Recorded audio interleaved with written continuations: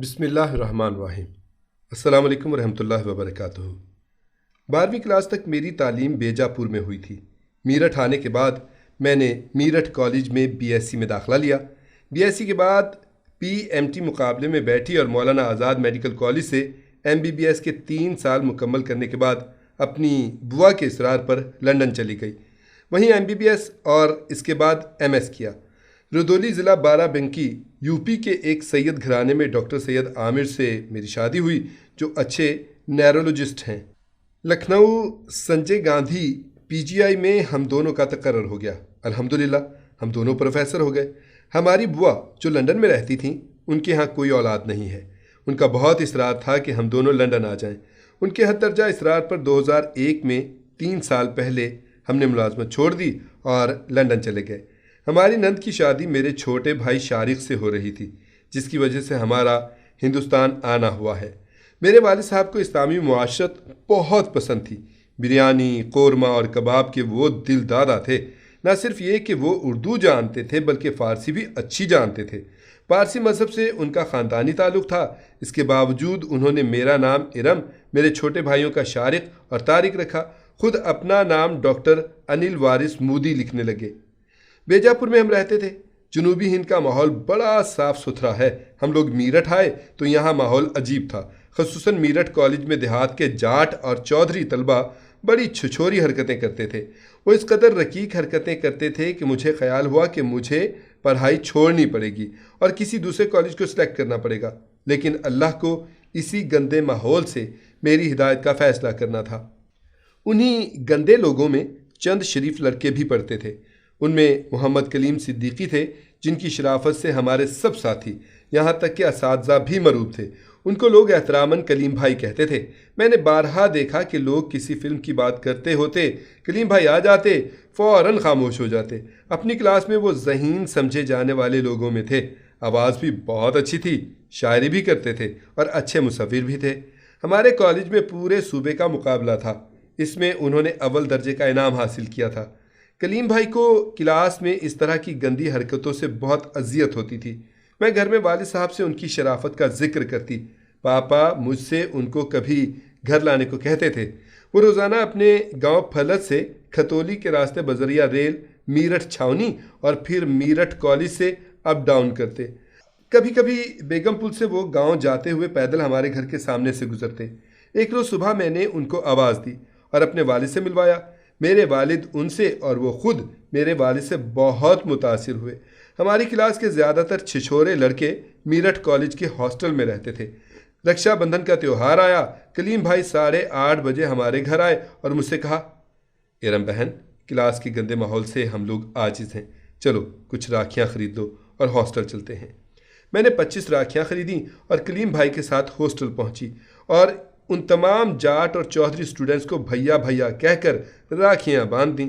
وہ لوگ بہت شرمندہ ہوئے اور ہماری کلاس کا ماحول بدل گیا۔ اس حکمت عملی نے مجھے بہت متاثر کیا۔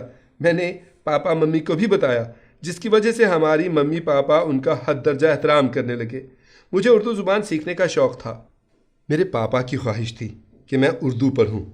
ان کا خیال تھا، بلکہ وہ بہت زور دے کر کہتے تھے، کہ اردو زبان سے اچھی اور شائستہ تہذیب آتی ہے۔ میں نے کلیم بھائی سے فرمائش کی کہ وہ ہمیں اردو پڑھا دیں۔ انہوں نے وقت نہ ہونے کا عذر کیا، مگر انہوں نے اردو ڈپارٹمنٹ جا کر ایک صاحب مولوی مسرور کو تلاش کیا جو اردو میں ایم اے کر رہے تھے، اور ان کو تیار کیا کہ مجھے اردو پڑھائیں۔ وہ مجھے لائبریری میں آدھا گھنٹہ روزانہ پڑھانے لگے۔ مجھے اردو بہت جلد آ گئی۔ کلیم بھائی نے مجھے اسلام کیا ہے اور مرنے کے بعد کیا ہوگا پڑھنے کو دیں۔ مجھے ان کتابوں نے بہت متاثر کیا۔ مرنے کے بعد کیا ہوگا، اس نے تو میری نیند اڑا دی۔ مجھ پر موت کے بعد کے عذاب کا سخت خوف تھا۔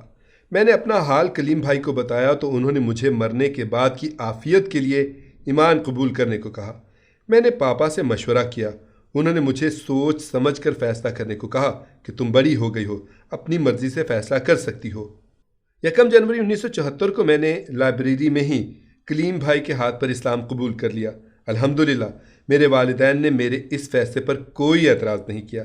سن 79 میں بوا کے اصرار پر میں لندن چلی گئی اور سن 84 میں ایم ایس سی کر کے میرٹھ واپس آئی۔ کلیم بھائی کو میرے والد نے شادی کے سلسلے میں اختیار دے دیا۔ الحمدللہ انہوں نے میرے لیے انتہائی موزوں رشتہ تلاش کیا اور ردولی یو پی کے ایک سید گھرانے میں میری شادی ہو گئی۔ میرے شوہر ڈاکٹر سید عامر ڈی ایم ہیں اور اچھے نیورولوجسٹ ہیں۔ وہ بہت دیندار اور خلیق انسان ہیں۔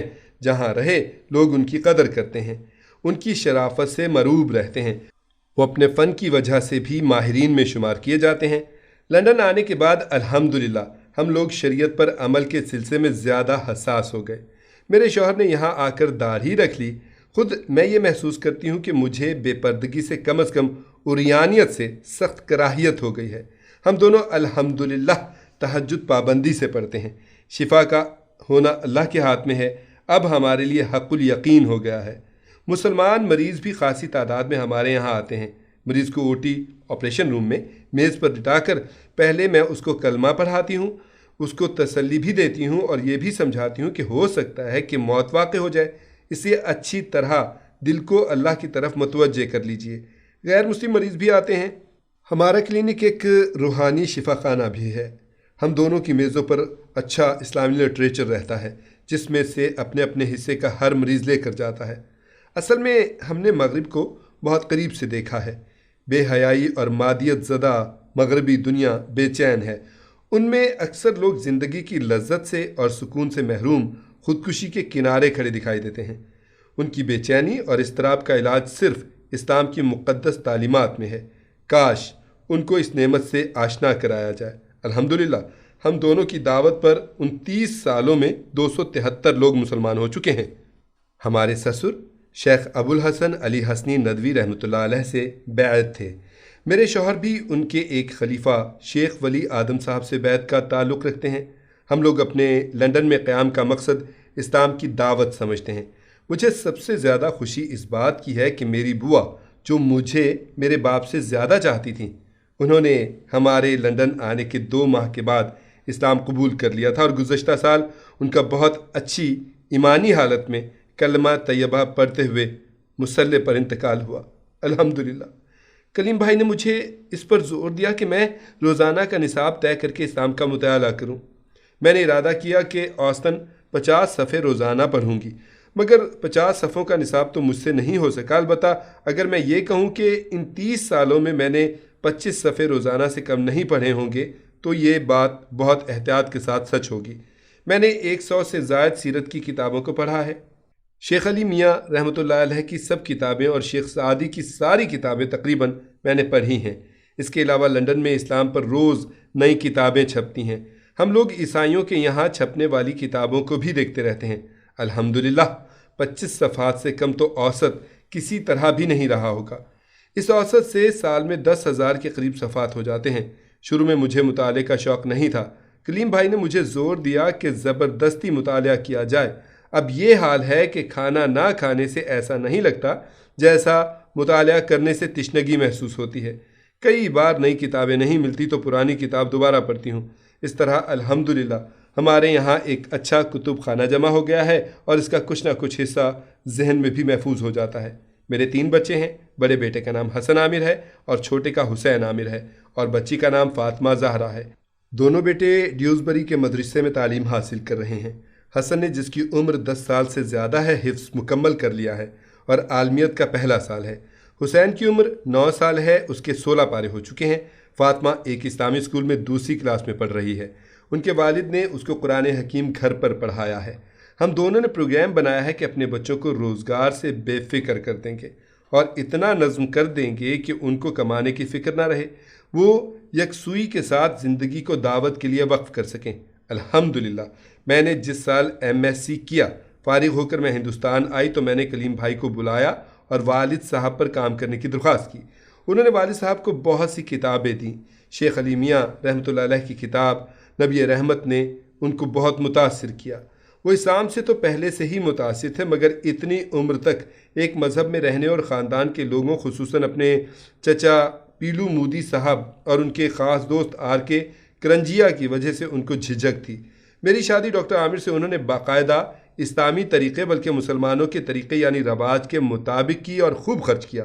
ظاہر ہے کہ خوب خرچ کرنا اسلامی طریقہ نہیں، مگر مسلمانوں نے اسی طریقے کو اختیار کر رکھا ہے۔ والد صاحب ہم لوگوں کے PGI ملازمت کے دوران ایک بار گومتی نگر UP میں ہمارے یہاں آئے۔ ہم دونوں نے چھٹی لے لی اور ان سے اسلام قبول کرنے پر اصرار کیا۔ وہ شروع میں ٹالتے رہے کہ رسم کیا ہوتی ہے، میں دل و دماغ سے تم لوگوں سے پہلے سے مسلمان ہوں، مگر میرے شوہر نے کہا بلا شبہ اصل چیز تو دل و دماغ کا اسلام ہے اور ہم اسی اسلام کی روح کو مانتے ہیں، مگر روح کے لیے جسم بھی ضروری ہے، اگر جسم نہ ہو تو روح کس چیز میں پڑے گی؟ آپ کلمہ پڑھ لیجئے۔ وہ تیار ہو گئے اور انہوں نے اسلام قبول کر لیا۔ ممی بھی ان کے ساتھ تھیں۔ پاپا کے مسلمان ہونے کے بعد ممی کو منانا ہمارے لیے آسان ہو گیا۔ انہوں نے بھی کلمہ حق پڑھ لیا۔ میرٹھ آ کر 2 ماہ کے بعد ان کو سخت ترین ہارٹ اٹیک ہوا۔ ان کے دل کی شریانیں خراب ہو گئی تھیں۔ ہم ان کو لکھنؤ لے کر آئے، لیکن اللہ کی مرضی لکھنؤ میں ہی ان کا انتقال ہو گیا اور وہیں تدفین ہوئی۔ الحمدللہ ان کا آخری وقت ایمان کے لحاظ سے بہت اچھا تھا اور وہ اپنے اسلام پر حد درجہ اللہ کی تعریف اور شکر کرتے تھے۔ مجھ سے چھوٹے بھائی طارق نے CA کیا ہے اور ممبئی میں ایک بڑے کارخانے میں مینیجر ہے۔ ان کی شادی ممبئی کے ایک تبلیغی گھرانے میں ہوئی ہے۔ چھوٹے بھائی شارق نے MBA کیا ہے، وہ لکھنؤ میں ایک ہوٹل کے مینیجر ہیں۔ ان کی شادی میرے شوہر کی چھوٹی بہن راشدہ سے ہو رہی ہے۔ یوں تو یہ علم اور عقل کا زمانہ ہے۔ بے چین اور بلکتی انسانیت کے لیے علم اور عقل کے پیمانے پر پورا اترنے والے مذہب کا تعارف ہی انسان کو حد درجہ متاثر کرتا ہے۔ مگر میں اپنے قبول اسلام اور اپنے واسطے سے ہدایت پانے والے لوگوں کے حالات پر غور کرنے سے اس نتیجے پر پہنچی ہوں کہ آپ اپنی دعوت سے لوگوں کو قائل تو کر سکتے ہیں، مگر اس درجہ متاثر کرنے کے لیے ایک زندگی کے طریقے پر رہنے والا آدمی مذہب تبدیل کرنے پر آمادہ ہو جائے، اس کے لیے آپ کی دعوت کے ساتھ آپ کے کردار کی عظمت ضروری ہے۔ میں سمجھتی ہوں کہ ہمارے گھرانے کو مشرف با اسلام کرنے بلکہ ہم دونوں کو دعوت پر کھڑا کرنے میں کلیم صدیقی کی فطری شرافت اور مجسم دعوت کردار سب سے اہم ذریعہ رہی ہے۔ کتابوں کے ساتھ نبیوں کو بھیجنا خود میرے خیال کی بڑی دلیل ہے۔ انسان کو کتاب کے ساتھ افراد چاہیے، یعنی قول کے ساتھ کردار کی ضرورت ہوتی ہے، تب کہیں انقلاب برپا ہوتا ہے۔ ایک مسلمان کی ذمہ داری پوری انسانیت تک اسلام کے پیغام کو پہنچانا ہے۔ اس میں مردوں کے ساتھ ساتھ عورتوں کو بھی مکلف بنایا گیا ہے، بلکہ اسلامی دعوت کی ترتیب تو تاریخ اسلام میں یہ ملتی ہے کہ اسلامی دعوت کی مدعو مردوں سے پہلے عورتیں ہیں۔ ہمارے نبی پاک صلی اللہ علیہ وآلہ وسلم نے سارے رفقا، محسنین اور محرم راز مردوں کے ہوتے ہوئے غار حرا میں پہلی وحی کے نزول کے بعد اپنی دعوت کا سب سے پہلا مدعو اپنی رفیقہ حیات خدیجۃ الکبریٰ رضی اللہ تعالی عنہا کو بنایا تھا۔ میدان دعوت میں غیر مسلم اقوام خصوصاً مغربی دنیا سے قریب ہو کر ان کو اس حقیقت سے بھی واقفیت ہو گئی کہ جس مادیت اور عریانیت زدہ مغربی تہذیب کی چکا چوند سے ہم مرعوب ہو رہے ہیں اور اس کو ہم ترقی کی معراج سمجھ رہے ہیں، وہ کس درجہ پستی کا شکار ہے۔